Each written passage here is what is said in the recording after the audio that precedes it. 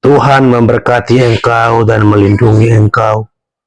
Tuhan menyinari engkau dengan wajah-Nya dan memberi engkau kasih karunia.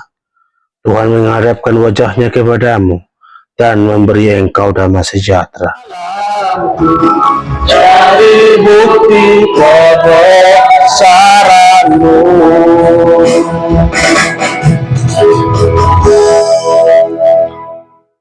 Mari kita berdoa. Bapa di surga, terpujilah Engkau.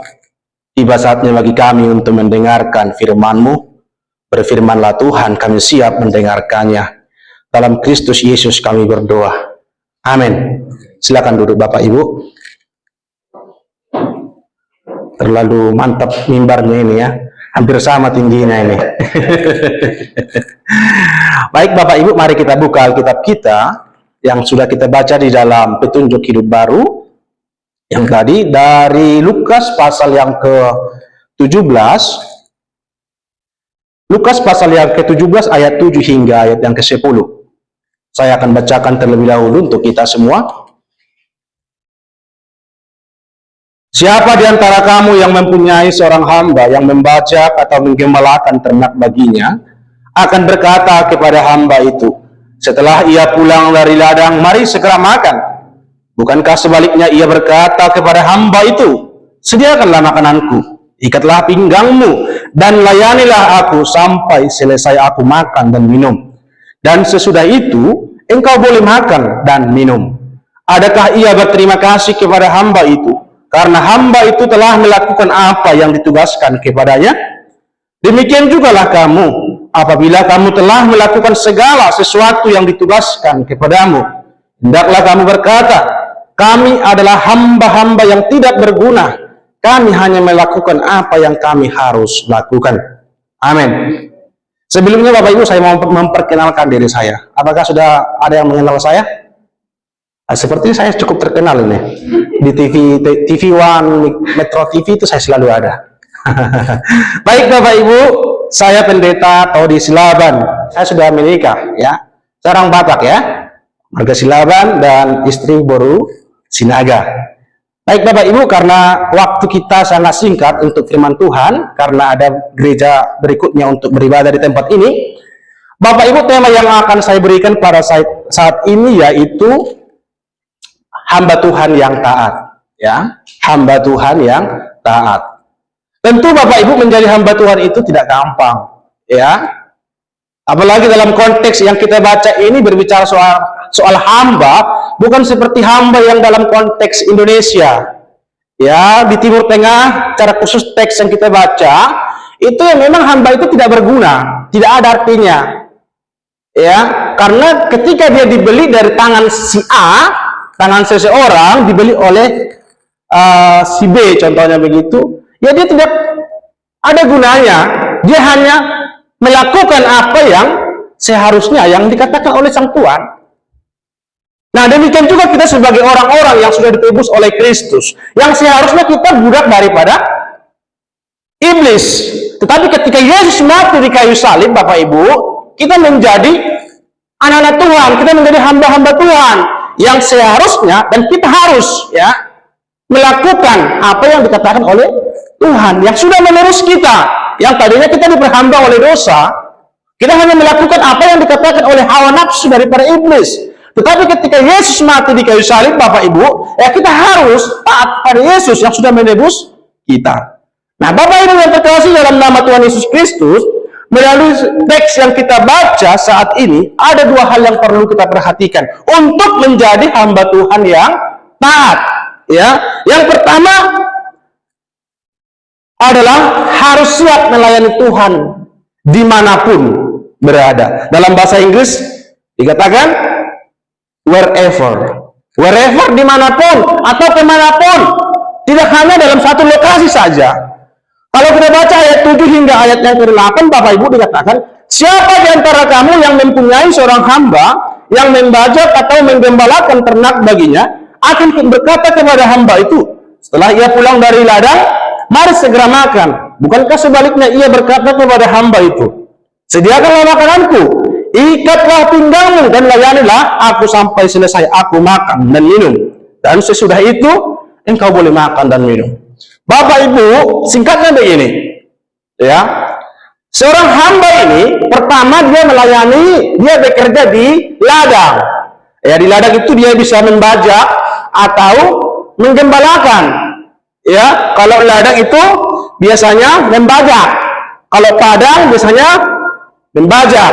Ya, konteks di ladang zaman dulu dengan zaman sekarang berbeda. Kalau dulu itu kalau menggembalakan, ya, kambing dombanya yang dibawa ke padang, ya, dan di sana harus pasti banyak tantangan.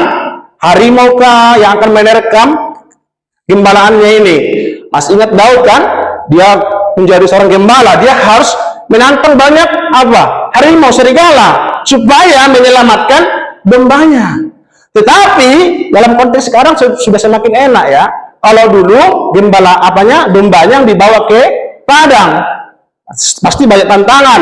Tapi kalau zaman sekarang, rumputnya yang dibawa ke kandang, kan lebih enak itu, ya. Tidak ada tantangan apa-apa di situ. Kalau zaman dulu cuma membajak zaman dulu itu apa? Ya itu kan alat-alat tradisional. Tapi sekarang membajak itu apa? Sudah alat-alat modern. Artinya Bapak Ibu, dimanapun, pertama sang hamba itu sudah melayani di ladang, ya, di ladang satu tempat.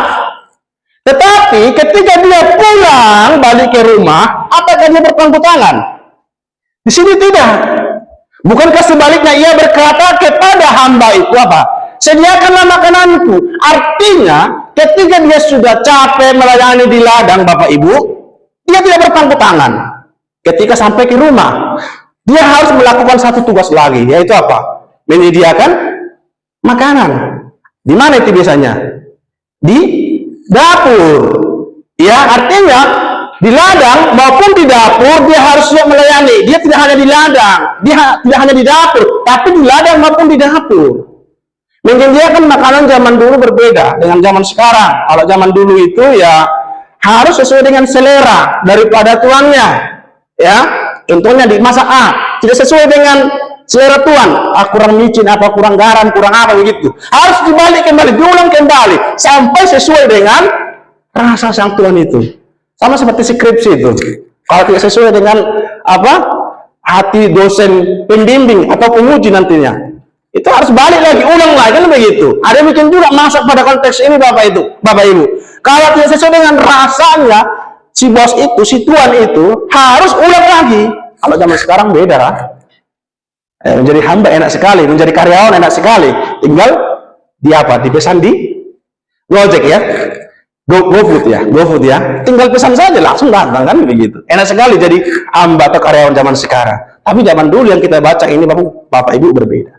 Bapak Ibu, yang ingin saya katakan dalam teks ini Bapak Ibu, dimanapun dia melayani Tuhan, sang hamba itu melayani Tuhan, baik di ladang maupun di dapur. Baik di ladang maupun di dapur. Apa yang ingin kita ambil dalam bagian ini Bapak Ibu? Kita harus siap melayani Tuhan dimanapun kita berada. Ya mungkin kita banyak melakukan pelayanan di gereja, ya, main keyboard lah, main EMC lah dan lain sebagainya. Itu bagus. Tapi itu masih satu tempat nih, Apakah ketika kita keluar dari tempat ini, kita melayani di tempat lain? Atau kita hanya memiliki konsep melayani hanya di gereja? Nanti ketika keluar dari gereja ini, kita tidak melayani Tuhan lagi. Itu sangat bahaya sekali Bapak Ibu. Jadi kita harus memiliki konsep seorang hamba yang dalam teks ini, dia harus siap melayani Tuhan dimanapun dia berada, baik di ladang maupun di dapur. Demikian juga hidup kita harus siap melayani Tuhan baik di gereja maupun dimanapun kita berada, baik di rumah tangga kita, baik di tempat pelayanan kita yang lain, atau di tempat pekerjaan kita. Apakah kita melayani Tuhan atau tidak? Atau jangan-jangan kita bertopeng, di gereja kudus, ya, di luar gereja menjadi kardus, atau tidak lagi menerapkan pelayanan itu. Oleh karena itu Bapak Ibu, tolong kita menerapkan, tolong kita memahami teks ini supaya kita betul-betul sungguh-sungguh melayani Tuhan yang taat. Kita harus taat, berarti kita harus siap melayani Tuhan. Jangan bertopeng, jangan berpura-pura, karena ya banyak pelayan-pelayan Tuhan yang hanya kudus di dalam gereja, yang hanya melayani di gereja, tapi ketika keluar selangkah dari gereja sudah berbeda Bapak Ibu. Sama seperti seorang majelis Bapak Ibu ya, dia itu sangat ramah di dalam gereja majelis, apalagi dia itu cocok ditugaskan menjadi penyambut tamu begitu. Bapak Ibu, kalau jujur saja, kalau saya dijadikan menjadi penyambut tamu, bisa lari jemaatnya, karena Umi lihat wajah saya sangar begitu, ya. Jadi menjadi penyambut tamu, penerima jemaat juga itu suatu karunia sebenarnya, suatu talenta sebenarnya. Bagaimana supaya simpatisan yang baru itu bisa langsung betah di sini, kan begitu. Ini suatu hal yang luar biasa, itu suatu talenta sebenarnya juga, karunia yang dari Tuhan. Karena tidak semua orang bisa langsung seperti itu. Nah, seorang majelis yang tadi itu Bapak Ibu ramah sekali di dalam gereja, tapi tiba-tiba ada seorang anaknya yang kecil, kira-kira kelas SD, kelas 2 SD, dia bawa koper di dalam gereja pas dia menyambut jemaat. Terus majelis laki-laki dia tanya begini sama anaknya, "Anakku, kenapa kau bawa koper ke dalam gereja?" Kira-kira apa jawab anaknya itu Bapak Ibu? Bapak itu kalau di gereja ramah sekali, senyum sekali. Tapi ketika sudah di rumah, Bapak itu selalu pukuli kami, selalu tendangi kami, selalu marah-marahi kami. Jadi saya bawa koper ini ke dalam gereja, Bapak, supaya Bapak tidur di gereja bersama dengan pendeta di pastori, supaya ramah terus. Katanya begitu. Kalau nanti sudah di rumah sudah beda lagi ceritanya. Jadi di gereja saja saya bawa koper, saya bawa baju, celana dan sebagainya, supaya tinggal di gereja terus, supaya ramah terus. Nah ini Bapak Ibu sebenarnya ilustrasi yang bisa merangapakan kita ya, menyadarkan kita bahwa sebenarnya ya kita jujur saja ada beberapa ya kita pelayan-pelayan Tuhan ini yang hidupnya ya seperti itu.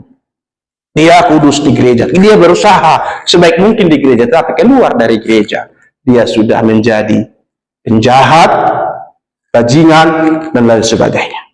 Oleh karena itu Bapak Ibu, poin yang pertama ini mengingatkan kita harus siap melayani Tuhan dimanapun kita berada. Yang kedua Bapak Ibu, kita harus siap melayani Tuhan apapun yang Tuhan berikan kepada kita, apapun yang Tuhan percayakan. Dalam bahasa Inggris whatever. Poin yang pertama wherever, dimanapun atau kemanapun. Yang kedua whatever, apapun yang ditugaskan oleh Tuhan. Ayat yang ke-9 dikatakan, adakah ia berterima kasih kepada hamba itu karena hamba itu telah melakukan apa yang ditugaskan kepadanya? Demikian juga kamu, apabila kamu telah melakukan segala sesuatu yang ditugaskan kepadamu, hendaklah kamu berkata, kami adalah hamba-hamba yang tidak berguna, kami hanya melakukan apa yang kami harus lakukan. Bapak Ibu, ceritanya si hamba ini di sini sudah banyak melakukan hal, sudah banyak melakukan tugas, sudah banyak melakukan pelayanan. Makanya di sini ya disebut, demikian juga kamu apabila kamu telah melakukan segala sesuatu. Artinya di sini dia sudah melakukan banyak hal. Ya. Tetapi yang menjadi pertanyaannya, apakah dia mendapatkan hadiah? Apakah dia mendapatkan upah? Dalam teks ini Bapak Ibu, ucapan terima kasih pun tidak. Ayat yang ke-9 dikatakan, adakah ia berterima kasih kepada hamba itu? Karena hamba itu telah melakukan apa yang ditugaskan kepadanya. Ini tentu pertanyaan.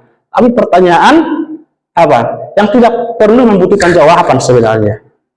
Ya, tidak perlu membutuhkan jawaban. Karena sudah tersimpan di sini jawabannya. Adakah ia berterima kasih kepada hamba itu? Karena hamba itu telah melakukan apa yang ditugaskan kepadanya? Tentu jawabannya tidak. Ya, artinya dia sudah banyak melakukan segala sesuatu, dia sudah banyak melakukan apapun, tapi ucapan terima kasih pun tidak.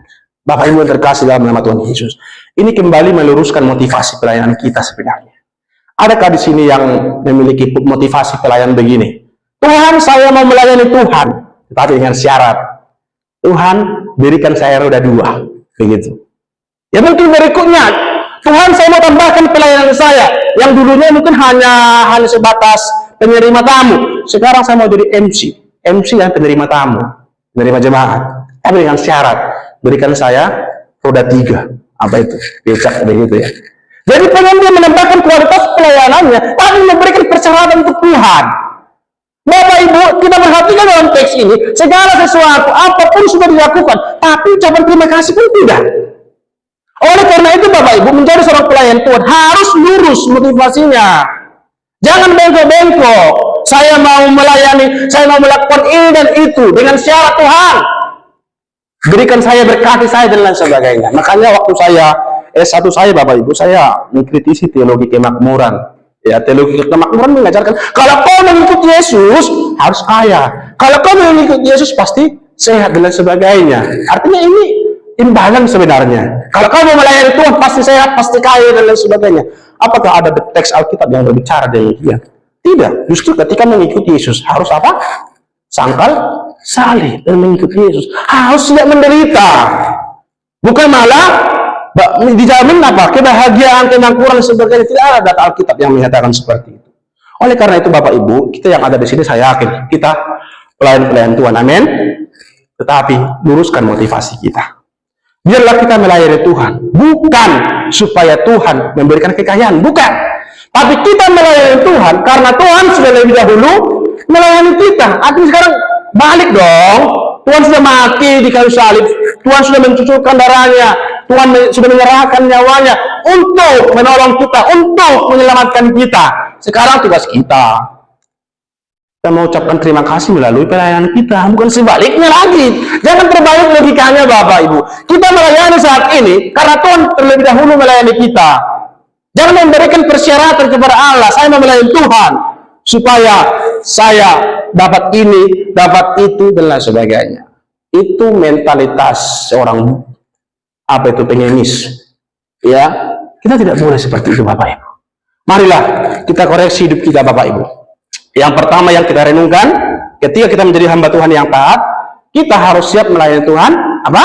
Dimanapun kita berada, wherever. Yang kedua, ketika kita menjadi hamba Tuhan yang taat, kita harus siap melayani Tuhan segala sesuatu, apapun, whatever, tapi dengan syarat.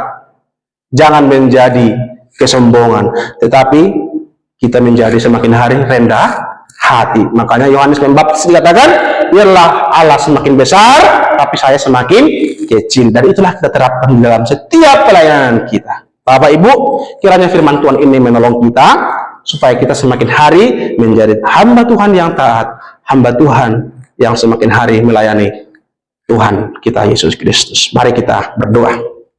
Bapa di sorga, terpujilah Engkau. Kami sudah mendengarkan firman-Mu. Kiranya firman-Mu ini menolong kami, supaya kami semakin hari memahami apa arti pelayanan, apa arti seorang hamba yang siap melayani Engkau dimanapun kami berada, apapun yang kami lakukan hanya untuk kemuliaan Tuhan semata. Dalam Kristus Yesus kami berdoa. Amin. Saya kembalikan kepada MC. Tuhan memberkati engkau dan melindungi engkau. Tuhan menyinari engkau dengan wajah-Nya dan memberi engkau kasih karunia. Tuhan menghadapkan wajah-Nya kepadamu dan memberi engkau damai sejahtera. Amin.